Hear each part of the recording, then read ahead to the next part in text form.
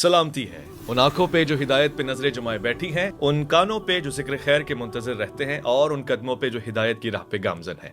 ایک عام آدمی آپ کا یہ پوری بات جو قرآن اور سنت پر مشتمل ہے، صحابہ کرام کی زندگی کا نمونہ بالکل واضح ہے کہ دین کیا ہے اور اس کے متوازی ایک دوسرا نظام فکر، ایک عام آدمی یہ سوال کرتا ہے کہ بالکل سمجھ میں آتی ہے بات، ٹھیک ہو گیا، لیکن پھر کیا وجہ ہے کہ اس راہ پہ جو لوگ چلتے ہیں ان سے پھر کرامات کا ظہور، آسمانوں کی سیر، غیب کے احوال، یہ صلاحیتیں بھی ان کو مل جاتی ہیں، کتابوں میں بھی لکھا ہے، اور جب ان سے کہا جاتا ہے تو کہتے ہیں آؤ تمہیں بھی ہم دکھا دیتے ہیں، سیر کروا دیتے ہیں۔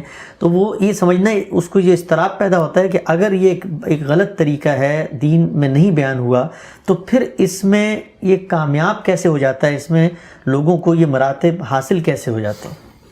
اللہ تعالیٰ کی اس کائنات پر غور کرنے کے نتیجے میں آئنسٹائن نے کیا کچھ کر ڈالا، نیوٹن نے کیا کچھ کر ڈالا، موجودہ دنیا میں کیا کیا گیا ہے، تو آپ کے نفس کے اندر بھی ایک دنیا ہے۔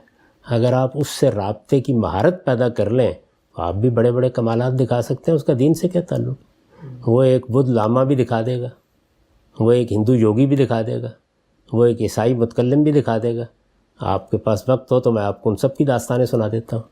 یعنی ان کی تذکرۃ الاولیاء ہم سے بھی بڑی ہے اور صدیوں پر محیط ہے۔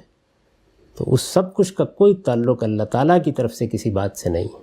اللہ تعالیٰ کی بات وہی ہے جو اللہ کی کتاب نے بیان کر دی ہے، جو محمد الرسول اللہ نے بیان کر دی ہے، جو صحابہ کی زندگی میں نمایاں ہو گئی ہے۔ دین جاننا ہے تو بس اس سے آگے کچھ نہیں۔ اپنا کوئی فلسفہ بنانا ہے تو اپنے فلسفے کے طور پر پیش کیجئے۔ ہم ہیگل اور کانٹ کو بھی پڑھتے ہیں، دیکارت کو بھی پڑھتے ہیں، آپ کو بھی پڑھ لیں گے، سن لیں گے، لیکن یہ کہ اس کو دین کے نام پر پیش کریں گے تو پوسٹ مارٹم کر دیا جائے گا اس کا۔ ٹھیک ہے، ہم سب بہت بہت شکریہ آپ کے وقت کا۔